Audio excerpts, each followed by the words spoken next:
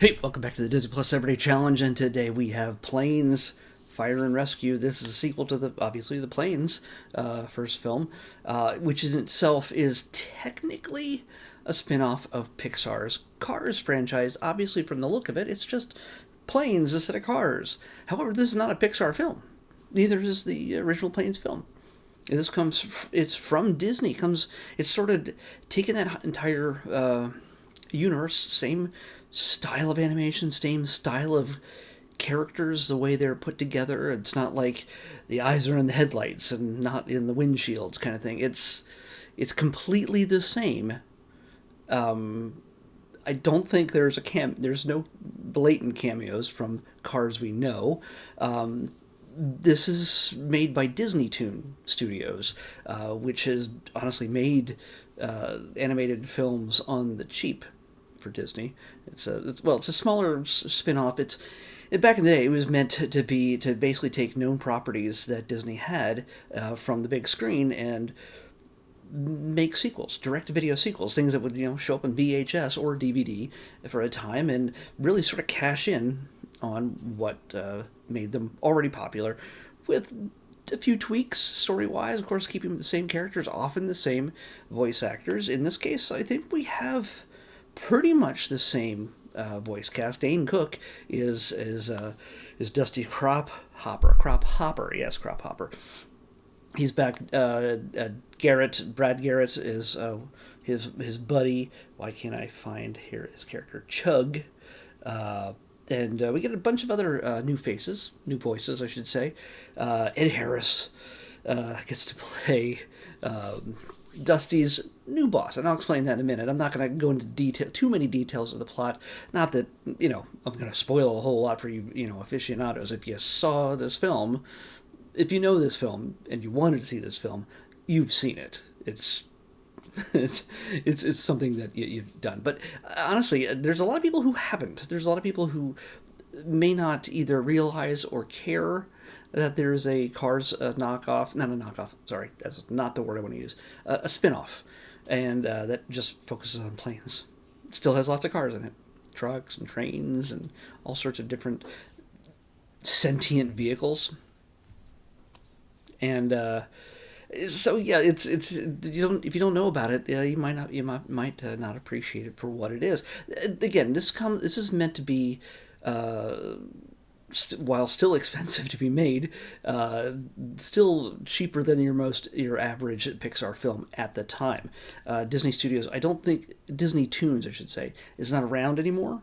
They kind of closed up shop right around the time I think Lasseter left on not good circumstances.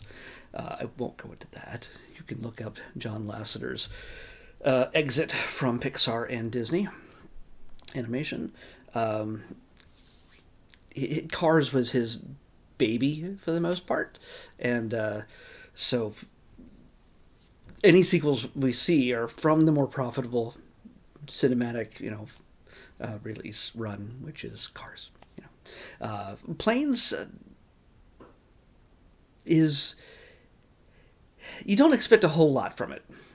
I don't think I expected a whole lot from it, but it's actually pretty good. It's actually something I enjoy seeing. When I saw the first one, I did not expect much from it.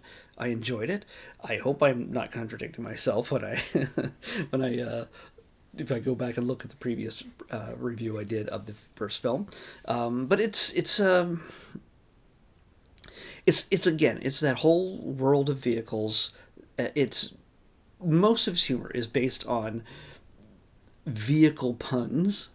You can't go a few seconds without some sort of name or scenario based pun that has to do with engines or even the names of the characters.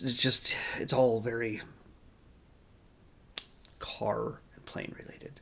But what we get here is Dusty. If you saw the first one, I'll spoil a little bit of this. So if you haven't seen the first one, well, get ready. Dusty is a crop duster to start off with. But he dreams of being a big time racer. He's small, he's not sleek, he's not anything special. He does his job, does it well, but he's pretty fast, and he thinks he can be the fastest, winning races around the world. And he does that. He's a hero, so his dreams are going to be accomplished. It's the way it works in these types of films. In this one, though, he gets dealt a pretty big blow.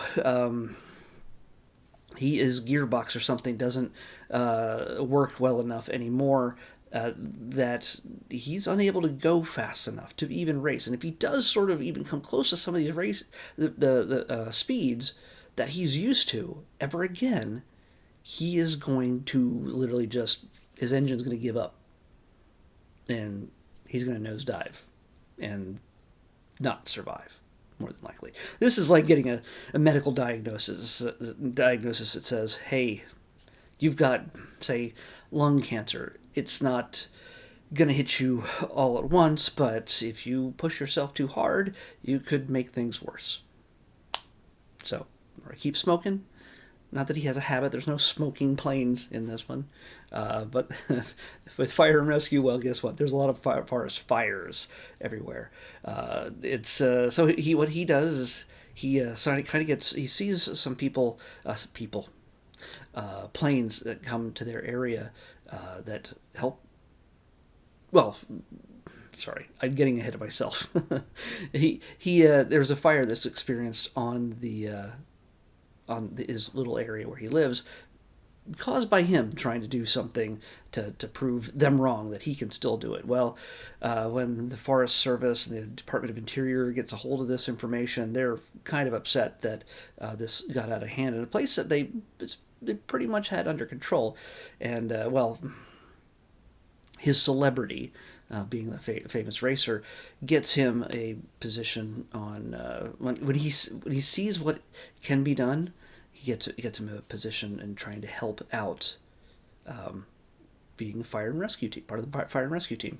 Nobody expects anything from him. He's just a spoiled celebrity, and not from humble beginnings at all. And so he, of course, has a tough, stubborn boss in Ed Harris as Blade Ranger. That name is important because you don't get a name like Blade Ranger and not be somewhat important. He has a bit of a past that he is hiding, and you have to see it to believe it. Because for a kid like me, I used to watch a show called, well, I won't say, I can't say, but let's just say there's a big '70s TV show reference. And they do it beautifully. There's even a Howard the Duck reference in this, and I will spoil this one thing. Even though they do not watch Howard the Truck, I'm sorry, they have a VHS copy of Howard the Truck. And you know who directed Howard the Duck? The Marvel character Howard the Duck back in the '80s. George Lucas directed Howard the Duck. And his name, now you will know by watching this, or just by watching me, you will know what George Lucas's name is in the car universe, car planes universe, sentient vehicle universe. His name is George Lexus. Of course. George Lexus, come on. Again, with the puns. With Howard the Truck by George Lexus, it's the way it works. It's, again, 90% of the humor in this is puns. So, we get Julie Bowen, by the way, in a... Is she Little Dipper? Little Dipper? I'm not exactly sure which character that was, but there's a pretty fun little group. Curtis Armstrong, which I know mostly as Booger from Revenge of the Nerds. He plays a mechanic called Manu. John Michael Higgins is in this, sort of the bad guy, but he's the Department of Interior representative. I think his name's Cad. What a great name for kind of the bad guy. Hal Holbrook plays Mayday. He's kind of the elder in this. Wes Studi shows up in this. If you don't know who he is, he usually plays the stoic, often stoic, occasionally funny. No, he plays a very funny Native American man in Reservation Dogs. But yeah, he's funny. He's funny.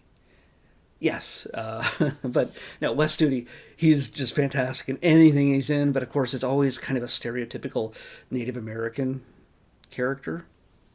Yeah, he plays Windlifter, which just again sounds very native. And yeah, oh yeah, Terry Hatcher is Dottie, Stacy Keach as a skipper. I think he was in the last one. Cedric the Entertainer, Danny Mann, Barry Corbin, Regina King is in this as Dynamite, Ann Mara and Jerry Stiller, husband and wife, parents of Ben Stiller, and I think they've both passed since then. I know Jerry has, and but they play a couple of retirees. They just happen to be like Winnebagos kind of things, campers, and they're just in their retirement years trying to travel along and find the first place they ever kissed. They have it's a little subplot for this, but not a big subplot. Fred Willard, Fred Willard is the Secretary of the Interior. Yes, he is. He is in this. He's not this. Yeah. Oh, Matt Jones from Breaking Bad. I thought I recognized his voice. Drip. Oh gosh, there's so many. No, I can't go through all of them. Kerry Walker, of course, and Patrick Warburton does show up. You cannot mistake Renee Genois Odo from Deep Space Nine and many other things, also from Beauty and the Beast. Kevin Michael Richardson, good Eric Estrada. Oh yeah, he plays a very important reference role. Never mind. And John Ratzenberger, of course, who has to show up in every Pixar film, but also does a voice here. Even though even though it looks and feels and sounds like a Pixar film, it is not. Not that any kid who's going to watch this, which is absolutely made for, is going to care. They're like, oh my gosh, it's not a Pixar film? Sorry, Mom and Dad, I ain't watching it. No. Kids will love this. As an adult, I actually really like it. It is entertaining. It's predictable. It's got all the beats of a guy trying to earn his place and do what's right and messing up and then redeeming himself and struggling with his limitations. It's not hard to figure out. It's not really, yeah. So it's fun if you can stomach all the puns, and you don't have to. Again, you don't have to care about any of the drama behind the making of it or all the studio, all this other stuff that went down. They did, by the way, start on a Planes 3, spent a good $37 million on it, and dumped it. Yeah, that's one of the most expensive and just unfinished films ever, I think, for Disney, at least. I could be wrong, but it sounds pretty expensive. So yeah, there's you can learn about the online will have all the drama, but take away all that. And again, don't expect the animation to be the same level as your major motion picture, Pixar film, or Disney animation film. It's just not going to happen. It's not Frozen or Up or Cars, but it still looks great. It still absolutely looks great. If you're watching it streaming on Disney Plus, depending on even if you have just a 1080p screen, not even a 4K, it's still good. Of course, it would look much better on 4K, or it might look worse because it would bring out any of the flaws of the film. But either way, I think this is good fun for kids and adults. It's not too annoying unless you hate country music, which Brad Paisley shows up in this, and if you don't like country music, well, you're going to get a little bit of that peppered in there, but I think you can stomach that because there's a number of other genre songs throughout. So I say give it a shot. Obviously watch the first one so you have an understanding of who the characters are, but it's entertaining. I know it sounds surprised, but yeah. It's probably not going to be one of your top favorite films, but it is one of the unrealized good films out there. These Planes films are decent. They will not surprise you. They will not be complex. And yes, they were meant to. They kept making these kind of things in order to sell toys at the Disney store. Rest in peace. In America, there's plenty in Japan.